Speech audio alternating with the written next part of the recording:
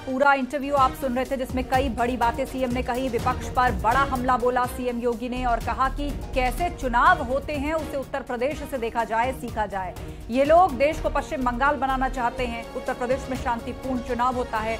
बंगाल में टीएमसी ने क्या किया वो सबके सामने है। 1990 में कश्मीर में जो घटना हुई थी उस पर सब मौन रहे। बीते 6 साल में यूपी में कोई दंगा नहीं हुआ है। यहाँ पर कानून का राज है। और ज्ञानवापी पर भी सीएम योगी ने बड़ा बयान दिया है। उन्होंने कहा सबसे पहले तो ज्ञानवापी को मस्जिद कहना गलत है।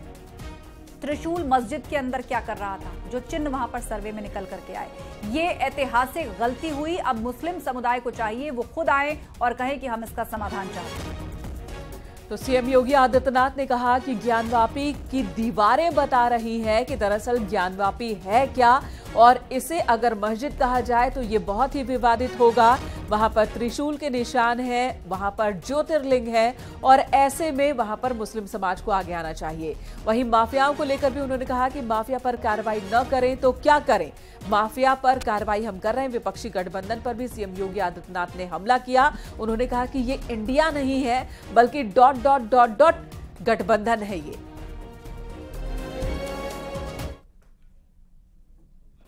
देखिए, सबसे पहले हम लोगों को धर्म समझना पड़ेगा। भारत की परंपरा को अगर हम जानना चाहेंगे तो भारत ने केवल उपासना विधि को धर्म नहीं माना है, कर्तव्य और सदाचार को धर्म को का एक रूप माना है और धर्म को उससे जोड़ करके देखा है। धर्म एक व्यवस्था है, एक वे ऑफ लाइफ है, जिसको आप एक जीवन पद्धति कह सकते हैं। वो जीने की एक कला है। विज्ञान उसके उन्नयन का एक माध्यम है। अध्यात्म उसकी चरम स्थिति, यानी साइंस उसका एक बहुत छोटा सा पार्ट है। हम जब भौतिक दृष्टि से देखते हैं तो साइंस का एक अन्वेषण होता है, एक एक्सपेरिमेंट हो जाता है। लेकिन जब चेतना का विस्तार हम करेंगे तो चेतना का वह विस्तार अध्यात्म की एक नई ऊंचाइयों तक पहुंचाएगा, जहां पे व्यक्ति किसी कार्य का केवल सृष्टा ही नहीं बनेगा बल्कि उसका दृष्टा भी बन सकता है। और यही वैदिक ऋषियों ने किया था जी। इसलिए स्वाभाविक रूप से एक सीमित क्षेत्र और एक सीमित भूमिका के साथ आगे जाने के बजाय उसमें स्वयं प्रवेश करके देखो क्या है, तो बहुत कुछ देखने को मिल रहा है। तो उन चीज़ों को लेकर के इसलिए मैंने अध्यात्म का सहारा लिया और उससे आगे बढ़ करके फिर उस अन्वेषण की यात्रा हमारी लगी हुई। एक साइंस के स्टूडेंट के साथ साथ एक योगी के रूप में उस दिशा में आगे कार्य कर रहे हैं। नाथ संप्रदाय भारत का प्राचीनतम संप्रदायों में से एक है। यह भारत की एक उस विशिष्ट साधना पद्धति का प्रतिनिधित्व करता है जो वास्तव में व्यवहारिकता को लिए हुए है और व्यवहारिक दृष्टि है।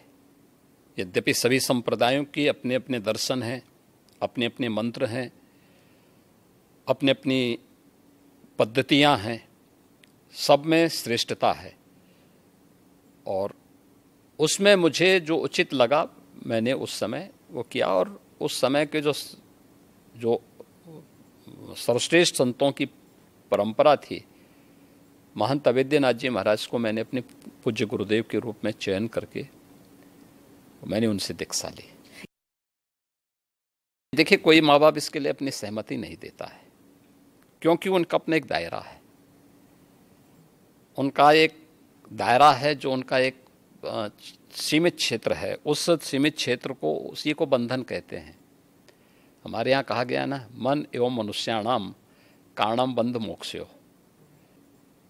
व्यक्ति के बंधन और मोक्ष का कारण उसका मन है, जो सोचता है कि मैं मेरा परिवार, ये जो भावना आती है ना, तो व्यक्ति उस तक सीमित रहता है और यही उसके बंधन का कारण है।